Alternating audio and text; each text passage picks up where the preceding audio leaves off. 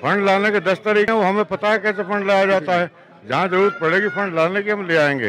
वो बार बार ये कहते रहे फंड कहाँ से लाएंगे। जब हम MLA थे, तुम काउंसलर थे, तो फंड कहाँ से आ रहा था। सारी गलियाँ हमने पास करवाई, हमने मंजूर करवाई। तुम उन पर घूमते रहे, हम बनवा रहे। हम तो तुम्हारी गलियों पर जाने के भी नहीं है।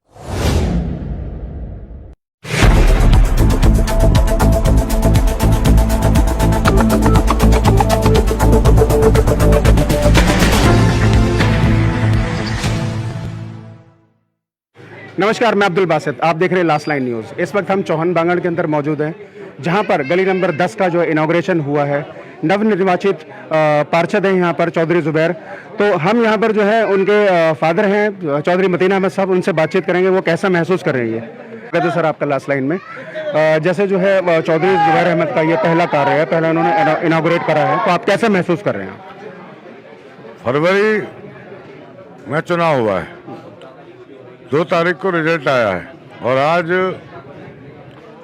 मई की 2 तारीख है। 2 महीने हो गए, मार्च अप्रैल। यहाँ के जो MLA साहब हैं वो और उनकी पत्नी बार बार चुनाव में ये कहते रहे कि ये फंड कहाँ से लाएंगे, ये फंड कहाँ से लाएंगे। फंड किसी का नहीं होता, फंड सरकार का, नगर निगम का होता है। हमने वो फंड ला के दिखा दिया और 2 महीने के अंदर गली को तैयार भी करवा दिया।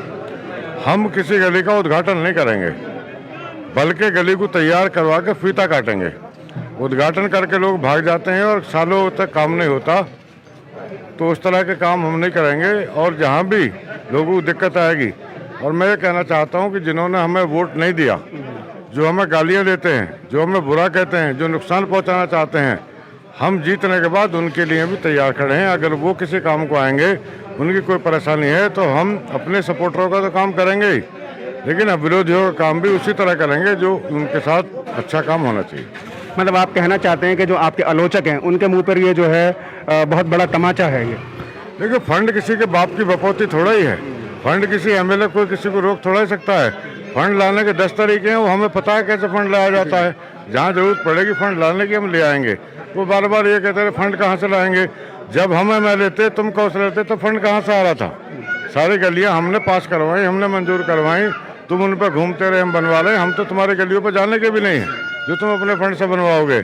हम चीटिंग का काम नहीं करते, हम तो ईमानदारी का काम करते हैं। और उसी का नतीजा है जो दिल्ली चौहान बांगड़ के लोगों ने 10,500 वोटों से जिताया है। अच्छा, ये तो एक राजनीतिक बात हो गई। जैसे आपके इलाके का हमने जो है पहले भी सर्वे करा, हमने लोगों का मत जानने की कोशिश करी, तो यहाँ के लोग जो है एजुकेशन को जो है महत्व दिया था। तो अब राजनीति से हटके जो है थोड़ा सा एक अलग तरीके का सवाल मैं आपसे पूछना चाहता हूँ कि एज ए फादर जो है आप कैसा फील कर रहे हैं कि जो चौधरी जुबैर का जो है ये पहला काम है, तो आपको कैसी फीलिंग हो रही है। जब से जुबैर यहाँ काउंसलर बना है, जो इलाके में सफाई व्यवस्था का काम है, जो और लोगों पे प्रेशर रहता था, कारखाने वालों पे, दुकान वालों पे, गोश्त वालों पे, जो काउंसलर का प्रेशर रहता था मकान बनाने वालों पे, वो प्रेशर ख़त्म हो गया।